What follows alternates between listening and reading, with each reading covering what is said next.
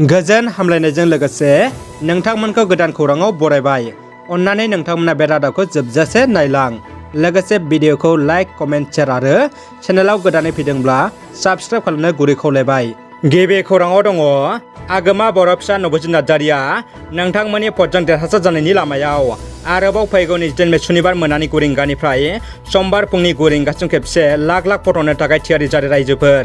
एबार खेबसे भट होबावबानो 100% देरहागोन रोखा जाबाय आगोमा नबजित नार्जारिया। नबजित नार्जारिजों लोगोसे अनसुलि बिमाया भट होनो बयखौबो खावलायदों। भट होनो थाखाय नोंथांमोना 9152915246 नाम्बाराव कल खालामब्लानो जागोन आरो फना रिंबानो भट होनाय जागोन। गसाइगाव मानसि बुथारनाय जाथाय, बिजिनि आखायाव फिसायनि जिउ खहा जानाय सन्देह। गसाइगाव महकुमानि सिङाव थानाय हाब्रुबिलाव मोनसे जाथाय सोमजिदों। बिजिनि आखायावनो असे फिसायनि जिउ गोमानांनाय दुखुनांथाव जाथाय। जाथायनि बागै मिथिनाय बायदिब्ला रावबो गैयै समावनो गावनि असे बिजियानो फिसायखौ बुथारदों। सुकुलाल किस्कुखौ गावनि असे बिजि सुलिला किस्कुआनो बुथारदों। आथिखालाव पुलिसनि आखायाव सुलिला किस्कु। दिनै अदालगुरि जिल्लानि जानगाराव थानाय फानेरिनि गपिनाथ बरदलै श्रीमती एलपि फरायसालियाव गुणोत्सव हाबाफारिनि बाहागो महरै बिटिआरनि गाहाय मावफुं सोद्रोमा प्रमद बर'आ नायगिदिंहैदों। बिटिआरनि गाहाय मावफुं सोद्रोमा प्रमद बर'आ बुंदों दि गोबां फरायसाफोरा डक्टर, इन्जिनियार, आइएएस अफिसार जानो हास्थायनायखौ मिन्थिनो मोननानै आं जोबोद गोजोननाय मोन्दों होनना प्रमद बर'आ खौरांगिरिनि सिगाङाव फोरमायबावदों। थारैनो गुबुनफोरनि थाखाय मोनसे थुलुंगा आरो जों बिसोरनि सिमांखौ जाफुंहोनो थाखाय बिसोरनो गुन गोनां सोलोंथाइखौ होनो थाखाय गासैबो बिथिंनिफ्राय नाजागोन होनना। दानिया फैदो गुबुन मोनसे खौराङाव। दायनिगिरिखौ गुलि गावदों। क'क्राझार जिल्लानि सालाकाटि पुलिस आउटपस्टनि सिङाव थानाय दलमारा ओनसोलाव 23 मे अक्ट'आव सासे 16 बोसोर बैसोनि उन्दै हिन्जावसाखौ मोनाबिलि समनि 7 रिंगासोआव दखाननिफ्राय न' फारसे फैनाय समाव जिनाहारि खालामनानै बुथारनो हुमखि होनाय 3 दुथांफोरखौ पुलिसआ खाबाय। खाजानाय दुथांफोरखौ फारियै आफरुदुल इस्लाम, मुस्ताफा आली आरो सेनेजुद्दिन आली होननानै सिनायथिनाय जादों।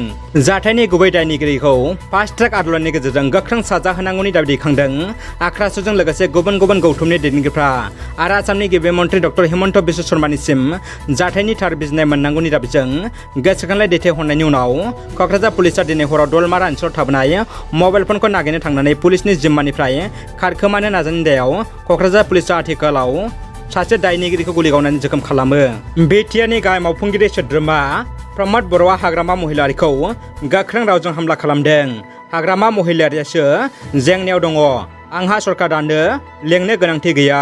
हाग्रामाया गावनि केचार मेसिन आरो गौरां हटेलाव जिरायनानै खामानि मावबाय था होननानै खौरांगिरिनि सोंथियाव बिटिआरनि गाहाय मावफुं सोद्रोमा प्रमद बर'आ फोरमायथिदों।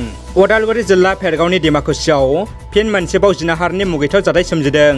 रायजो सरकारा जिनाहारनि हेंथायै जेसेबांनो आयेननि राहा लादों एसेबांनो रायजोआव जिनाहारनि जाथायफ्रा बांनो हमदों।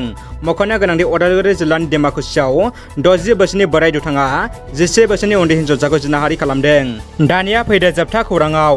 22 नं ककलाबारि बियाबनि सिङाव थानाय जलागाव पिएचडिसिआव इउपिपिएल दोलोनि बिजाथि मन्टु बर'आ दोलोनि मावथिफोरखौ लानानै बिसायख'थि सांग्रांथि मेल खुंदों। बे हाबाफारियाव बाहागो लायो बिटिसिनि हाग्रा बिफाननि मावफुं सोद्रोमा रन्जित बसुमतारिया।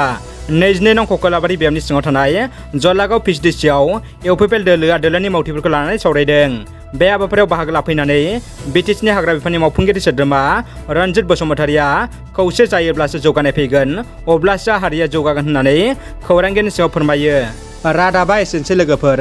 रादाबखौ जोबजासे नायनायनि थाखाय गासिनिसिमबो साबायखर आरो गोजोन हामलायनाय थाबाय।